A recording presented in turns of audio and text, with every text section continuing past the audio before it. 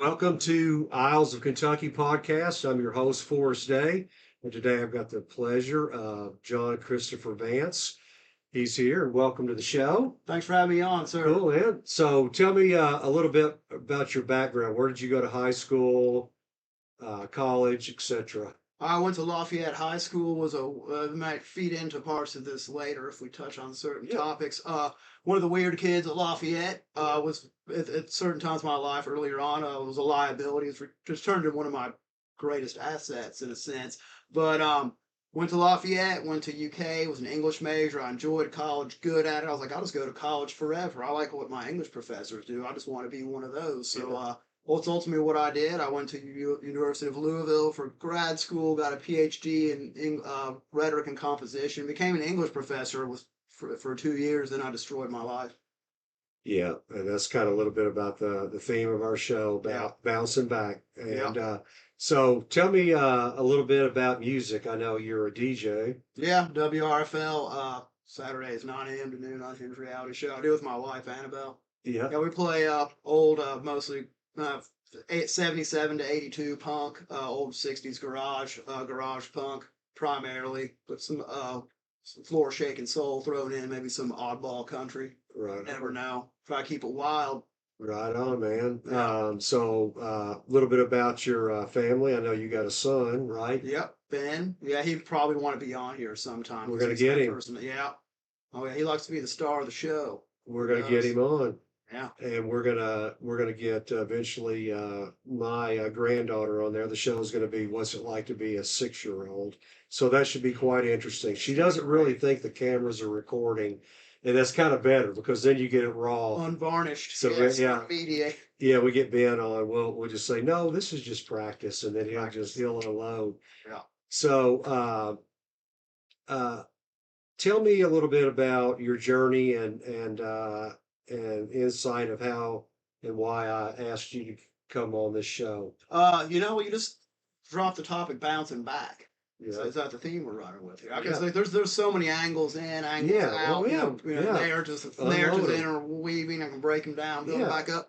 So Bill, we'll talk about bouncing back. Like I said, there's really nothing in my background that would indicate. Nobody would have guessed that I would have gotten addicted like hopelessly to hard drugs of all kinds, really. Other than the fact that maybe I was a weird kid, is that it? I don't know, but my parents were wealthy, like it was cool, like everything was nice on the surface, but somewhere along the way, my wife, she has, I'd let her describe it herself, certain really deep, profound trauma that happened in her childhood. But we got together when we were young. We were 17. We started dating. Still together today. Haven't been together the whole time really. But but overall, no real indication that we ultimately would just go all the way downhill and just succumb to the addiction. At first it was fun. Like throughout grad school, it was just fun. We'd drink every day, pretty much. We would even do some hard drugs then, but it was one of those. Can't do that every day. We'll get addicted to that. That'd be terrible, unconscionable. No, put it down till next weekend. But, I think, but it was hard even then. I didn't see this now, but even throughout grad school, I was using enough and drinking enough that it was kind of like, in cartoons, they have the ball and chains. Yeah. If you're in prison. It's like I was walking, man, but I was getting like slow motion. Like I was not actualized. I was not fully realized because it was always a distraction. Like I was always waiting for the weekend and all that. Mm-hmm. And we decided to have our son Ben right toward the tail end of my PhD program. And I think somewhere in the back of our minds, and I hear this a lot from other people in recovery, that somewhere in our back of our minds, like, well, we'll have this baby and that'll straighten us out. Like we'll have, because we can't do this. We can't be out of control with a child. That'd be absolutely reprehensible. Absolutely. So but it's my story and so many other people's stories. How it turned out was it actually just made it worse. It's stressful. The job market for English professors is very tough, especially when you're like me, getting drunk all the time. I'll throw in a little word about kratom. Mm-hmm. This was back in like 2011. That stuff we found out the particular way it actually got lab. That back then they were just throwing hydrocodone in it. So I have no idea how many Lortabs I was taking a day and getting drunk every day while trying to be on the job market to become an English professor, which is stressful enough as it is. These jobs and the stages of interviews, the phone interview, the campus visits, they fly you in. It's like a 3 day. They say you're not being judged when they take you out for dinner, but they are. You always, and we all, and I just couldn't hack it, man. And didn't get the English professor job at first, like fizzled out. It just got bad. And I eventually kind of got lucky and just scored one, but I was never going to be a functioning human being on any level, much less professionally, with all the stuff I was trying to put in my body just to get through the day. I remember there'd be times, like when I was a professor at Virginia State, where, I'd wake up if I slept, right before, like, on a Monday morning, like, oh, I got 8 a.m. class. And I realized, did I give the students anything to read? Did I give them an assignment? I don't even know. I'll come up with it on the way to school. And, like, I'd drive. Of course, I didn't come up with anything. I just kind of walk into class and be like, what's up, kids? Anything cool happened in the news over the weekend? They'd be like, talk for 10 minutes, be like, okay, you guys are good. So I was barely even teaching. You kind of just try to give everybody A's, just so, like, well, if they won't complain if I just give them A's, right? That's all they want anyway. However, it didn't. That was not sustainable. Yeah. So it's kind of like the old adage. They say you started out as a English professor who dabbled in drugs, then you became a drug addict who dabbled in being an English professor. Right. Although then all that part of my life, was tied in with self pity. Like once I lost that job, we came crawling back to Lexington. Got a job at Goodwill, which is where I worked through college anyway. So I mean, it's just in a low point and like that. But that wasn't the end of it. Like we had to destroy ourselves a couple more times before we finally kind of got in line. Yeah, and it's intense, man. Like I mean, all because I went to that was my dream. Like I went to grad school and college for a long time to attain that, and I had it, and I threw it away. And it's a hard field to get like just like hop right back in. I mean, there's this gap in my resume. I have like one publication from 2010. Like I mean, it's not, but so when I eventually, I ended up, I was homeless, like, things with the wife went bad, about that.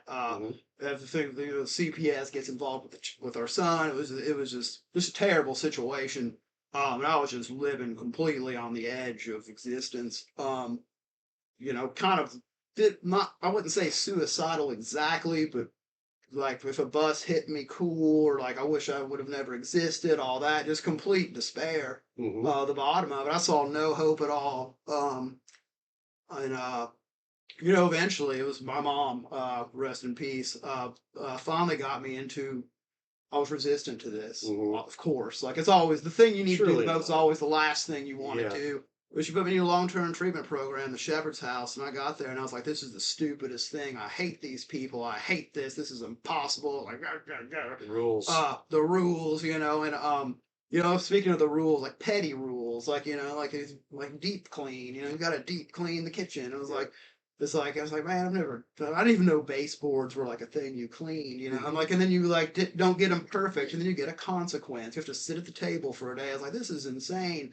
And but it's, as they say, one of the characterization of addicts and alcoholics is that we're megalomaniacs with inferiority crises. And that's kind of where I was, because I hated myself for sure. Like thought I was the lowest, like I was just a loser. So much so that, I think one of the ways I rationalized continuing to use these like straight up deadly drugs that I was using, I was like, well, I'm such a terrible father that, anybody be a better dad for me than Ben, be a better dad for Ben than I would. I might as well just keep doing this. If I die, everybody will be sad. Everybody will cry. He'll be crushed. But somebody will step. Like that. It's insane. It's delusional. But when you're caught up in it, it's like it feels very real. Yeah. But at the same time, I was like, this is petty stuff. I'm an English professor. Dude, I've read continental philosophy. Like, dude, I feel like I read all these, highfalutin poetry. Like, I'm a high-minded, big picture, complex thinking individual. And this is petty crap that this just is not my speed, man. Yeah. You got to give me something my brain can chew on. Little I understand until I just did it repeatedly is putting in reps. Mm-hmm. Don't think, just do. Which I've aside. I think that's in the movie Maverick. Is that a quote? I think so. It was, but actually, I first heard that from a dude in downtown Lexington, a homeless dude walking around in front of where Buster's and the Dame used to be.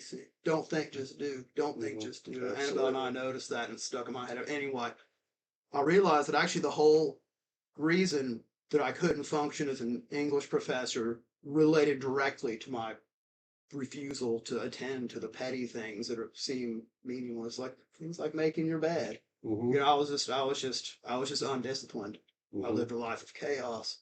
I mean, even in grad school, like I was like, I'm really good at writing a 25-page essay and making it like sound great. Mm-hmm. It's a skill, but I was always felt fake because I was never really putting in deep effort. Mm-hmm. It was always kind of faking my way, like never attending to the fundamentals of of a structured, disciplined, healthy life. Mm-hmm. So I went through that program, and ultimately graduated it, and then they asked me if I wanted to work as a counselor in the jail program because the Sheperd's House has been around since '89, but just in the past several years, our leader Jared Thomas has expanded it to this kind of sprawling thing with all these facilities and programs. And like, yeah, because they have we're contracted with the Grant County Detention Center to basically do the same things I did at the Shepherd's House. You know, make your bed, go to classes, you know, like hold accountability, hold yourself accountable, be honest, don't lie, don't manipulate, you know. Hey, do you want to work here? I was like, cool, sure, why not? And that was great because before then, I'm not trying to steamroll any questions you might already have. No, you're doing I'm great. gonna keep rolling. No, I love it, man. Okay, yeah. Well, you know, before It's your then, time. while I was in the program, I worked at DVA Kitchen, which actually I just came from there. I'm not trying to advertise for anybody, Oh, but I'm glad. It's a great well, place no, for people recovering. it really is. Great Yeah, breakfast. I just ate a burger. Well, I do Yeah. DJ show burger and usually a record store, but or Goodwill. But today it's this, which is cool. Yeah. So I need to throw some unexpected things in sometimes. Yeah, I worked there the whole time. And that was another situation. It was very humbling. I was like, man, I was an English professor. What am I doing? Like ringing people up at a cash register at a restaurant, like picking up trays and putting the perfect is exactly what I needed. Couldn't see it was exactly what I needed. But yeah, and then segueing into the jail, like it was cool because this is another thing. Hindsight 2020 couldn't see this until relatively recently. Is that well, one way to put it is that a common theme you see in people such as myself who are addicts or become addicts, you often there's this sense of never fitting in, never feeling comfortable. It's like I was a weirdo, right? I mean, like it just never, even in the company of people who love you and all that, there's just always this sort of separateness that's always there. And I would have that even in grad school. Anna, when she went to grad school too for teaching, and we go to these grad school parties. We weren't going to go to these parties unless we snorted some pills and got real drunk. Like we'd have a pre-party, right? Yeah. Like I mean, just to make us feel okay. Yes. And again, these are people that have things in common with, same interests, like the same books, often the same music, all that. They're my people. They're English grad students. Like I mean, what fits better? It was always something we like. We always felt like we had our own little separate world aside from theirs. But I tell you what, man, when I walk into the jail, we have offices, but like we're in the cells like all day. It's supposed to be 75% of the time. I'm the program director, so it's a little less for me. We just walk in and it's just like, you know, you got your steel tables bolted to the floor, you got the racks along the wall. It's like, hey guys, let's run a class. And I tell you what, man, I can walk in that room and feel like I'm at home. And these are guys who, and because we do classes, they actually write papers and stuff. You know, I tell them this all the time, and I think they don't believe me at first. They always do at the end. When I walk in with the room with you guys are so much more fun and interesting, and often and really just as smart as any of those kids that I was teaching English 101 to. Like they just kind of showed up with their safe, kind of flatline lives. You know, everything's planned out and will probably go basically according to plan. They're going to go to college. You're going to get their job and insurance. They make $80K a year, whatever. Buy their house. You know what? It's like when I walk in there, it's like, man, you guys, like, this is life and death for all. You all have lived on the very edge. You have like reached straight up to paradise and like grabbed it and touched it and held it for a second. You can never hold on and it'll slip away and vanish. And then all of a sudden you're in the abyss. It's like you've stared right into the void, guys and gals. We have a female program too. You got to stare right into it, and you're still alive, and that's crazy because a lot of them don't even get to that point. Mm-hmm. It's just deadly out. Yes. So I tell them like, you guys are raw, you're real, and like so much more interesting than any college class could ever be. It's fun how that panned out. That the destruction of my dream job that destroyed me so much is actually what kind of led me to want something I like even more. Yeah, absolutely. And back you were talking about the people in jails, like Samuel Clemens. I think he said, I never let school interfere with me getting an education. Because those people are real. They're Yeah. out there. They're trying to survive. Mhm. So I can tell from personal experience. There's some really great places out there for people that if you're dealing with addiction or you're somebody in your family's dealing with addiction, they always say it's all about attraction instead of promotion. But I Right. just have to tell you, there are things like AA, NA, Yeah. Al-Anon, when you're in a codependency role, and you Yeah. will meet people like what he was talking about in there that are real because they understand where you've been. So, Mhm. can you tell me basically when you've had enough, what should you do? Who can you call? Yeah, well, the first thing to do is to just remove yourself from the situation, which is so hard because I never want. It's the last thing you want. Like, I mean, Mhm. it's funny when I would do a psychosocial assessment with our new clients, and there's like a little section where you ask them like, how troubled or bothered by your drug with alcohol problems in the 30 days before you went to jail. And I was like, I was extremely bothered. The Mhm. next question is, how important was treatment to you at the time? It's always not at all. So there's this thing where this is like destroying you, but that's like the last resort. Really, the first thing to do is go detox. Go in here in the ridge. It's a good one. That's Okay. that's where I started every time that I've tried this thing, which is a total of twice, really, I guess. After that, maybe a 30-day, and then if you need something longer term, which I did, jump into that. There's all sorts of good places. But, Yeah.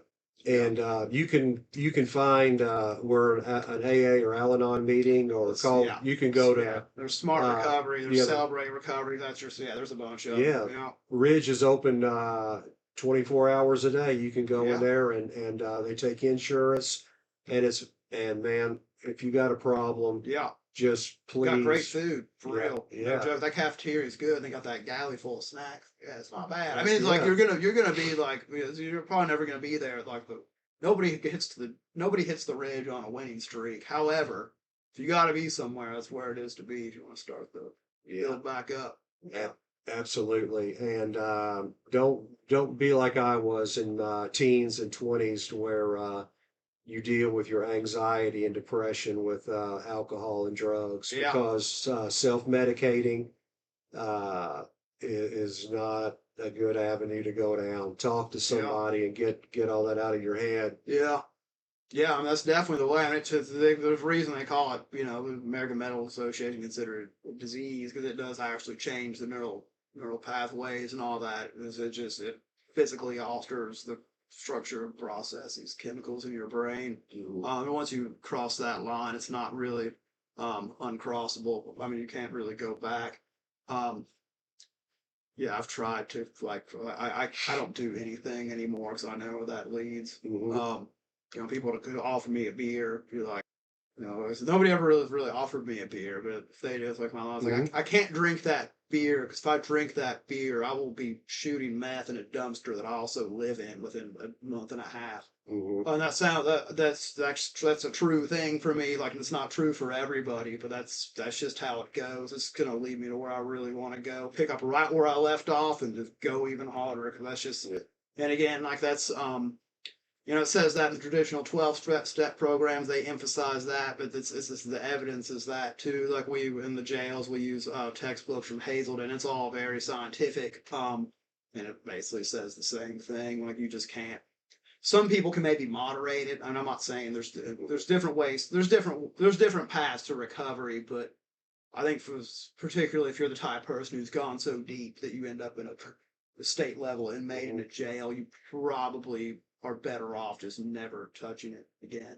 Yeah, absolutely. And some people can moderate. I don't think I'm one of those people. More power to you if you can, but I'm not even going to try it. Yeah. Yeah. I remember like tools, like what he was talking about not accepting a beer. And there was a counselor that was talking online. He said, I don't advocate lying uh, in any part of recovery, but he said, I'll give you a pass on lying.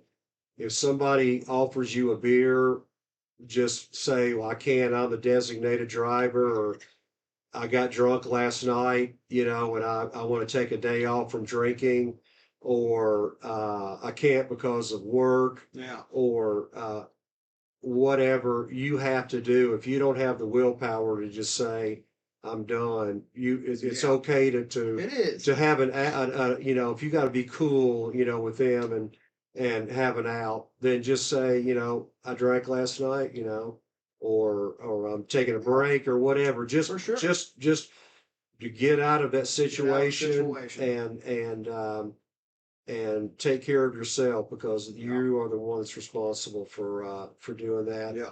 And I'm gonna wrap this up here, but I'm gonna just say, just talk to somebody, get some help if you've got a problem. And as dudes, especially in my generation, we're supposed to be able to handle anything and call bullshit on it, man, because everybody needs somebody to talk to. And I want to say again, from the Isles of Kentucky podcast, I'd like to say thanks to John Christopher for coming in. And please take advantage of every opportunity you can to take care of yourself. And please follow us on Facebook and all social media platforms. And thanks again for being here, my Thanks brother. for having me, sir. Absolutely. It's been a pleasure. Yeah.